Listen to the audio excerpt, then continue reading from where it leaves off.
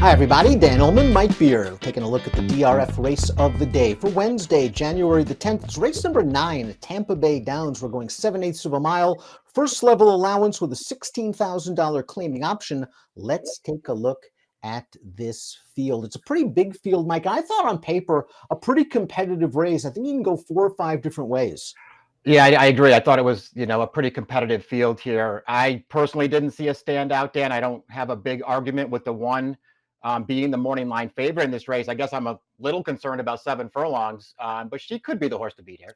Took the words right out of my mouth concerning distance for the number 1, Athena's Wisdom. And she's also a speed horse with her hand forced breaking from the inside post. We look at the Timeform US pace projector. She's plenty fast, but there are other horses in this race with early gas, and there's a chance Athena's Wisdom could get hooked up in a fast-paced situation. Yeah, in a lot of ways, this might just come down to trips. We'll see who gets the right one here, Dan. I think this pace could get fast.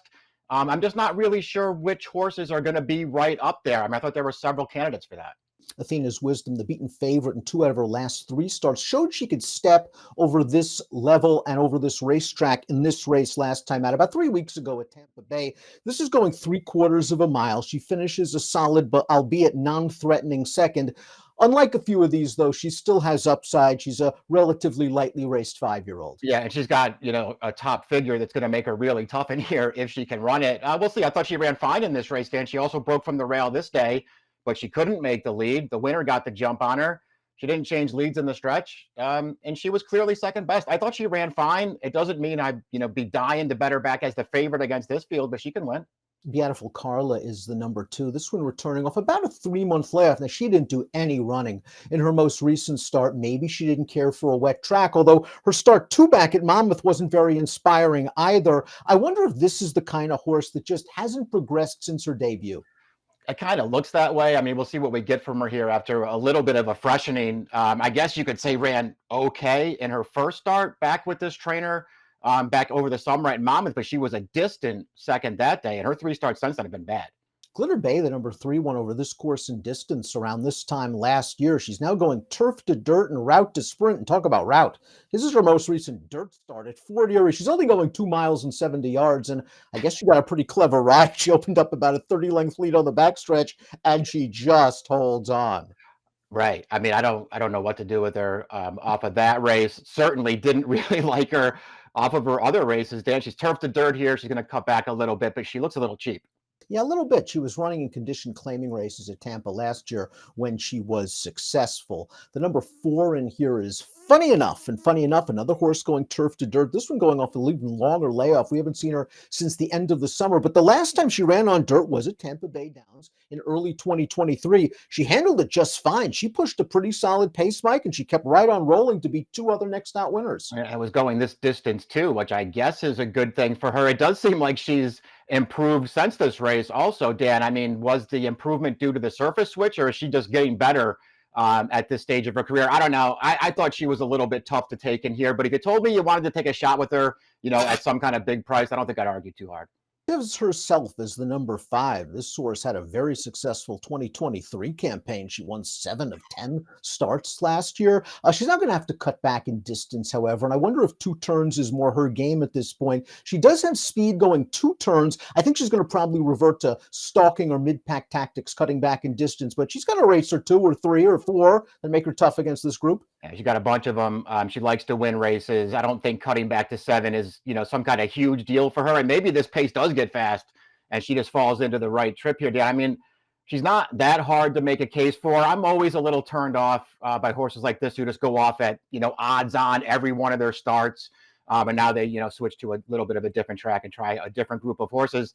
Another horse that could win here, I would not be thrilled to take any kind of short price on her. The 6 is A Smile a Day. Third start off a short layoff for this Ohio bred. Last time out, she got wired going 3/4 of a mile. She's slowly improving, it seems, off the layoff, but I think there are some class concerns here. Yeah, that's how I looked at her too. She just looks a little bit cheap. Another horse, she's going to be some kind of big price in this race. If you like it, it does kind of feel like an open race. I just can't find the one performance on her card that makes me want to bet her.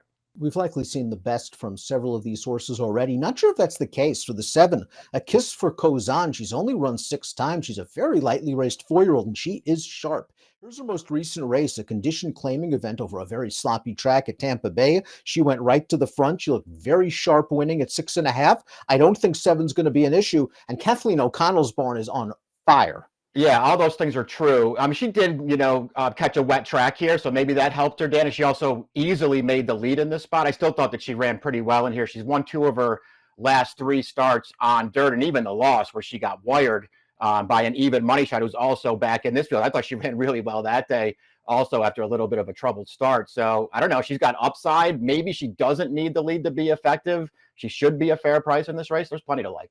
If you think this pace is going to be hot, maybe the number 8 Style is for you. Her last 2 wins have come at Tampa Bay, going 7 furlongs, and she is a true one-run closer. She picked up some pieces last time out to finish 4th, Mike, going 7. She'll be running late. She's 8-1 on the morning line. Exactly. I mean, I saw all those same things. The kind of horse I think you could easily use in this race, especially if you think this pace is going to get heated up for sure. It's probably going to benefit her maybe more than anyone else. I still don't know. Listen, if there were a couple others in here that show up with their best race, I don't know if Style is going to be good enough to beat them, but maybe she just gets the right trip. Rita Book, the number 9, another horse going 3rd off of a short layoff. She's hit the board in her last 2 races, both at this meet at Tampa Bay Downs. I think she's at her best game when she's really pushing the pace up front. It's questionable whether she can get it, but I won't be surprised if she's right in the thick of things turning for home, and then it's up for her to finish. Yeah, I agree. I didn't really love her being necessarily part of the pace in this race, and I kind of feel like that's what's going to have to happen for her to be most effective. She's also, and at least in my opinion, not a great price on the morning line for this race. I don't think I'd ever take her at anything like 6-1 or below. And at the end of the day, Dan, she was in that Athena's Wisdom race last time. I don't know about you. I didn't think she ran that well.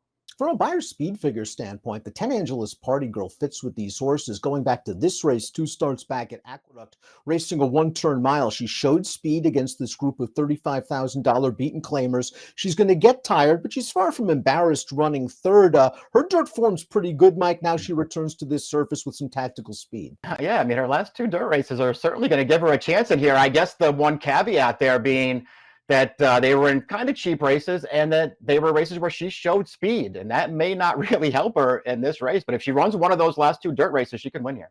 Practicality is the number 11. She's going to get blinkers once again, and she looks like a horse that is at her best when she controls the pace. And listen, the one wasn't fast enough to get to the lead last time. Maybe Practicality is just going to be on a send here to try to grab the top. Yeah, I wonder if that'll work out. I think that's a fair way to look at her, though, Dan. I mean, if nothing else, you can go back. She was in the Athena's Wisdom race last time. You can go back and watch the full replay there. She got bumped pretty good at the start and just wound up back off the pace and on the outside the entire way, just forced to chase that thing. I would give her a pass for that race, especially when you realize she's got a couple on the go back that would make her pretty tough in here.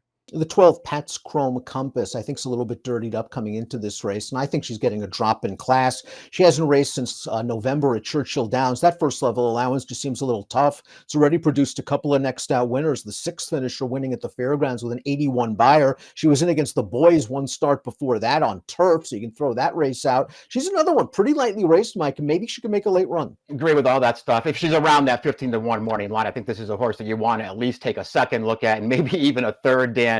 She could easily improve enough here. It feels like they got her in the right kind of a spot here. I have no idea how good she is, but this is the right spot.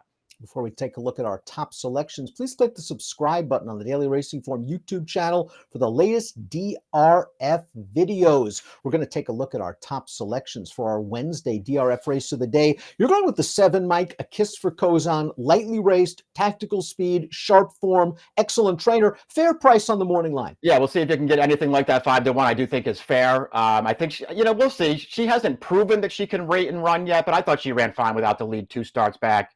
So I'm hoping she can just fall into a trip here and take a step forward. I generally like horses cutting back to the 7 furlong distance. Just herself's going to move route to sprint. Very successful 2023. She's won 7 times at Tampa Bay. Maybe she'll get the right setup. The 10 horse to me is a horse that has run well figure-wise to fit at this level. It's just a very good price on the morning line. So I'll go with the Woolworth Exacta 5-10-7-1. You're going 7-8-11-1. It's our Wednesday race of the day, the 9th at Tampa. Good luck.